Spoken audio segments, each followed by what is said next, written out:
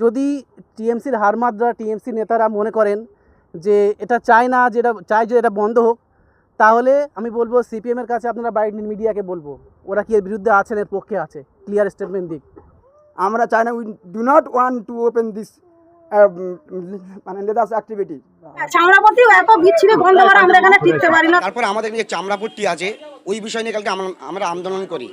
একজন পরিবেশ পরিচ্ছন্নতা নষ্ট করবে তার পক্ষে আমরা নই। চামড়ার ভাটি ইমিডিয়েট বন্ধ করে দেওয়া হোক, এটা ইমিডিয়েট চামড়ার ভাটি বন্ধ করা হোক। প্রত্যেক মানুষের, আমাদের লাস্ট আমরা ভোটের আগে একটা মার্কস পিটিশন করা হয়েছিল, কারণ ওরা যদি ক্লিয়ার স্টেটমেন্ট দেয় তারপরে আমরা আরও সহজভাবে এটা বন্ধ করতে পারবো। যদি ওরা এর পক্ষ নেয় তাহলে ভাববেন এটা ওদের কাছে মধুর হাঁড়ি। তো আমরা এই হাঁড়িটাকে বন্ধ করব, যার কারণে এই এলাকা আশেপাশে বিশেষ করে বাচ্চা শিশুদের মেধা একদম কিছুই থাকবে না। ফুসফুসের বললাম সমস্যাগুলো, এইগুলো এই কারণে আমরা প্রশাসনের কাছেও বলবো, প্রশাসন যথাযথ ব্যবস্থা নিক, আমরা আপনাদের পেছনে আছি, আমরা আপনাদেরকে হেল্প করব। আমরা সবসময় চাইব এলাকার পরিবেশ পরিচ্ছন্নতা বজায় থাকুক, শান্তি বজায় থাকুক, নেশামুক্ত ক্যানিং পশ্চিম নেশামুক্ত পরিবেশ পরিচ্ছন্নতা ফিরিয়ে আনতে। চামড়ার ভাটি এখানকার প্রত্যেকটা মানুষ অসুস্থ, স্কিন ডিজিজ। আমিও নিজেও বিগত 1 বছর স্কিন রোগে ভুগছিলাম। আমরা ওদেরকে বলেছিলাম যে আপনারা চামড়ার ভাটি এখান থেকে উদ্যোগ করে নিন, এমন কিছু শিল্প কারখানা চালান যেটা সমাজের উন্নয়নমূলক, যেটা সমাজের পরিবেশ ভালো থাকবে, সেরকম কিছু। আজ আমরা এইটার বিরুদ্ধে, এর সায়েন্টিফিক্যালি প্রুভ হয়েছে যে এ প্রজনন ক্ষমতা কমায়, শিশুদের ব্রেন নষ্ট করে, এমনকি হাড়ের ক্ষয় করে, ফুসফুসের সমস্যা করে। এখন এইটা কি আপনার এলাকাবাসী যারা আছেন বিশেষ করে, আপনারা কি চান এটা এখানে চলুক আর আপনাদের বাচ্চাগুলো সব বিকলাঙ্গ হোক? সেটা আপনাদের ব্যবস্থা নিতে হবে। আর প্রয়োজন হলে আমরা ডাকলে আমাদের পেছনে আসবেন, আমরা এটা বন্ধ করে ছাড়বো। দ্বিতীয় কথা, আমার নাম মোহাম্মদ আবুজার সর্দার, আমি লায়নপুর অঞ্চলের আইএসএফের একজন অঞ্চল নেতৃত্বের মধ্যে একজন। এখানে এই যে চামড়া পুড়িয়ে যে দুর্গন্ধ, এখানের আশেপাশের সমস্ত মানুষ একটা বিরাট রোগে আক্রান্ত হয়ে যাচ্ছে।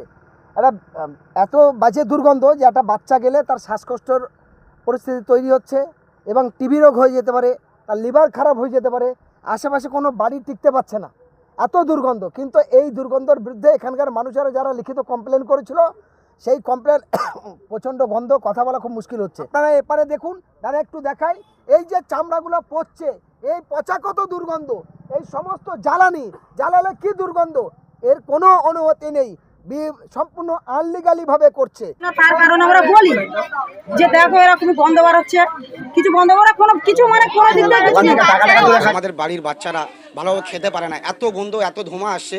ওই জন্য আমরা কালকের ওখানে যাওয়ার কেন্দ্র করে ওনারা সব একজোট হয়ে কালকের আমাদেরকে এখানে ঝান্ডা মারা হয়। আমরা এখন আসছিলাম, আমাদেরকে আটকে ওখানে মারধর করা হয়। ভাটিগুলো আছে, এই ভাটিগুলো যে ধোঁয়া পরিবেশে দূষণ করছে, এই যে দুর্গন্ধ, চামড়া ভাটি, চামড়া জ্বালিয়ে এইভাবে করে খুব দুর্গন্ধ বাড়ায়, আশেপাশে লোক টিকতে পারছে না। এই গ্রামের মহিলারা, এতগুলো মহিলা আছে, কি দুর্গন্ধ আছে একটু হাওয়া হলে। এই যে ধোঁয়া দিয়ে যে পরিবেশের দূষণ হচ্ছে, এটা পরিবেশ দপ্তর খুব ভালো বুঝবে। আমরা চাই এটাই বন্ধ হোক। 6 মাসের ছোট ছোট বাচ্চারা, 2 বছর 1 বছর, তারা কিভাবে গন্ধটা সহ্য করে? যে এই যে বৃষ্টি হচ্ছে, বৃষ্টির যে হয়েছে, ওখানে যে চামড়া পড়ে আছে, এত দুর্গন্ধ বাড়াবে, কোনো মানুষ ওখানে যেতে পারবে না। আমি যদি মিথ্যে কথা বলি, ধর আমি আইএসএফ করি, ওরা বলবে যে আমরা মিথ্যে বায়ান দিচ্ছি। আরও আশেপাশে মহিলাদের, বাচ্চাদের, যাদেরকে জিজ্ঞাসা করবে, সাধারণ মানুষ যাকে জিজ্ঞাসা করবে, সে এই বিষয় নিয়ে বলবে। প্রতিবাদ করতে গেলে, আমরা কালকে প্রতিবাদ করেছি বলে কালকে আমাদের উপর আক্রমণ করেছে। যে প্রতিবাদ করে, কোনো মহিলা প্রতিবাদ করলে তাকে শাসাবে, তার বরকে ধরে মারবে, রাস্তাঘাটে সাইকেল কেড়ে নেবে, বাইক কেড়ে নেবে, এইসব দুর্নীতি ছাড়া কোনো ওদের কাজ নেই। আর তৎকালীন তৃণমূলের কিছু লোক, তারা এখন নবকলে সিপিএমের ঝান্ডাকে সামনে রেখে ঢাল করে আবার নতুন করে এই নারায়ণপুর অঞ্চলে সন্ত্রাস শুরু করেছে। আমি আপনাদের মাধ্যমে বলবো, সিপিআইএমের যদি আদর্শ বা নীতিকে ঠিক রাখতে হয়, বা বিজেপির নীতি আদর্শ ঠিক রাখতে হয়, যারা গুন্ডা, যারা তোলাবাজ, তাদের কোনো নীতি নেই, কোনো আদর্শ নেই, তাদের থেকে সাবধান হতে হবে। যদি না হয়, তার বিরুদ্ধে বিকল্প কোথায় কোথায় অভিযোগ করলে ঠিক হয়, সেই জায়গায় কিন্তু এরপরে অভিযোগটা হবে। একদম পরিষ্কার অন ক্যামেরায় বলছি। কারণ আপনি ব্যবসা করবেন আর এলাকার সাধারণ মানুষের ডিস্টার্ব করবেন, মানুষের জীবন বিপন্ন হবে, আর একটা মানুষ টাকার পাহাড় হবে। আর তোলাবাজরা তোলাবাজি, আর তৃণমূল পেটে তৃণমূল করবে। এখন তৃণমূল চলে গেছে, আবার লাল ঝান্ডা ধরবে, বা আইএসএফ করবে, বা বিজেপি করবে। এরকম ধরে আবার মানুষের অত্যাচার করবে, তোলাবাজি করবে, এই জিনিস হতে পারে না। কারণ তোলাবাজারের বিরুদ্ধে সমস্ত মানুষকে এক হতে হবে। আমি সিপিএমের নেতাদেরও বলবো, আর আইএসএফের তো এরকম কোনো জায়গায় নেই। আপনি দেখছেন এখনও পর্যন্ত আইএসএফের প্রতিষ্ঠাতা নওশাদ সিদ্দিকী এবং আব্বাস সিদ্দিকী ভাইজান তারা পরিষ্কার, একজনের নামে অভিযোগ এলে সঙ্গে সঙ্গে তাকে বহিষ্কার করছে। এই আদর্শ প্রত্যেকটা রাজনৈতিক দলের থাকা দরকার, এই স্বচ্ছতা প্রত্যেকটা রাজনৈতিক দলের থাকা দরকার। আজকের এই নারায়ণপুর, এই আশেপাশে গজাপুর এত দুর্গন্ধ যেখানে কথা বলা খুব মুশকিল, এই রাস্তায় মানুষ চলতে পারে না। তাই আমি অনুরোধ করব, প্রশাসনের দৃষ্টি আকর্ষণ করে বলবো, জীবনতলা থানা, Canning sub division, Canning SDO, Canning SDPO, Jibantala BDO এবং বারুইপুর জেলা পুলিশ এই দুর্গন্ধের বিরুদ্ধে ব্যবস্থা নিক।